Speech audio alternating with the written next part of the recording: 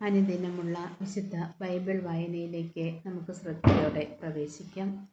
വിശുദ്ധ ലൂക്ക അറിയിച്ച നമ്മുടെ കർത്താവായ ഈശോ മിശിഹായുടെ പരിശുദ്ധ സുവിശേഷത്തിൻ്റെ 7-ാം അധ്യായത്തിൽ നിന്നുമാണ് ഇന്ന് നാം വായിക്കാൻ പോകുന്നത്.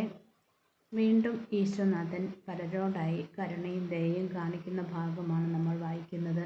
എല്ലാവരുടെയും കൂടെ നടക്കുന്ന ഈശോയിനെയാണ് നമുക്ക് ശ്രദ്ധയോടെ ശ്രവിക്കാം.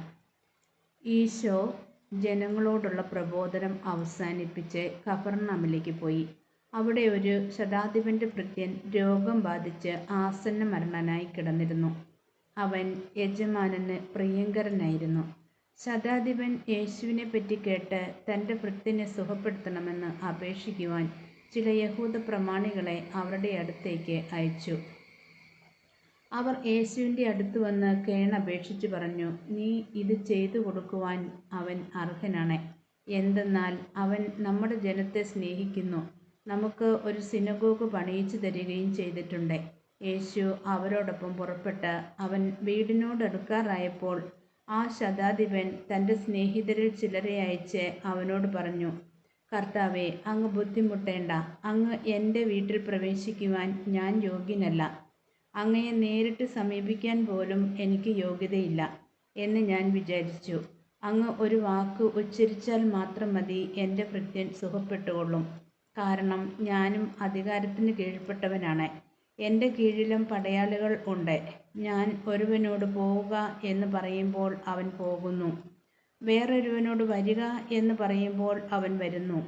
എൻ്റെ ദാസനോട് ഇത് ചെയ്യുക എന്ന് പറയുമ്പോൾ അവൻ ചെയ്യുന്നു. യേശു ഇത് കേട്ട് അവനെപ്പറ്റി വിസ്മയിച്ചു. തന്നെ അനുഗമിച്ചിരുന്ന ജനക്കൂട്ടത്തിനു നേരെ തിരിഞ്ഞ് അവൻ പറഞ്ഞു, ഞാൻ നിങ്ങളോട് പറയുന്നു, ഇസ്രയേലിൽ പോലും ഇതുപോലുള്ള വിശ്വാസം ഞാൻ കണ്ടിട്ടില്ല. അയക്കപ്പെട്ടവർ തിരിച്ചു ചെന്നപ്പോൾ ആ ഭൃത്യൻ സുഖപ്പെട്ടിരിക്കുന്നതായി കണ്ടു.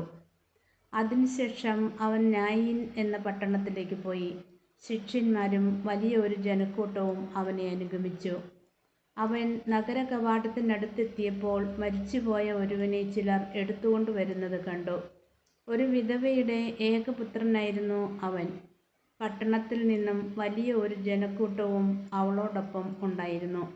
അവളെ കണ്ട് മനസ്സലിഞ്ഞ് കർത്താവ് അവളോട് പറഞ്ഞു, കരയേണ്ട. അവൻ മുന്നോട്ട് വന്ന് ശവമഞ്ചത്തിന്മേൽ തൊട്ടു. അത് വഹിച്ചിരുന്നവർ നിന്നു. അപ്പോൾ അവൻ പറഞ്ഞു, യുവാവേ, ഞാൻ നിന്നോട് പറയുന്നു, എഴുന്നേൽക്കുക. മരിച്ചവൻ ഉടനെ എഴുന്നേറ്റിരുന്നു. അവൻ സംസാരിക്കുവാൻ തുടങ്ങി. യേശു അവനെ അമ്മയ്ക്ക് ഏൽപ്പിച്ചു കൊടുത്തു. എല്ലാവരും ഭയപ്പെട്ടു.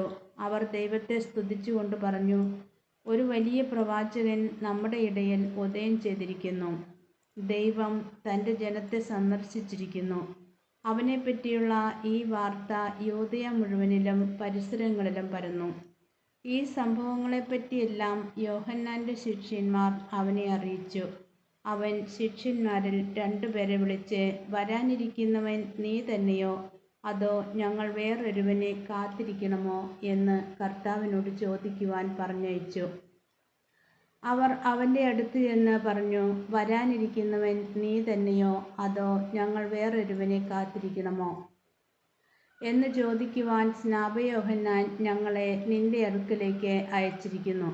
അപ്പോൾ യേശു വളരെ പേരെ രോഗങ്ങളിൽ നിന്നും പീഡകളിൽ നിന്നും അശുദ്ധാത്മാക്കളിൽ നിന്നും സുഖപ്പെടുത്തുകയും അനേകം കുരുടന്മാർക്ക് കാഴ്ച കൊടുക്കുകയും ചെയ്തു. അവൻ പറഞ്ഞു, നിങ്ങൾ കാണുകയും കേൾക്കുകയും ചെയ്തതെല്ലാം ചെന്ന് യോഹന്നാനെ അറിയിക്കുക. കുരുടന്മാർ കാണുന്നു, മുടന്തന്മാർ നടക്കുന്നു, കുഷ്ഠരോഗികൾ സുഖപ്പെടുന്നു, ചെകിടർ കേൾക്കുന്നു, മരിച്ചവർ ഉയർപ്പിക്കപ്പെടുന്നു, ദരിദ്രരോട് സുവിശേഷം പ്രസംഗിക്കപ്പെടുന്നു. എന്നിൽ ഇടർച്ചയുണ്ടാകാത്തവൻ ഭാഗ്യവാൻ. ഈശോ മിശിഹായ്ക്ക് സ്തുതിയായിരിക്കട്ടെ.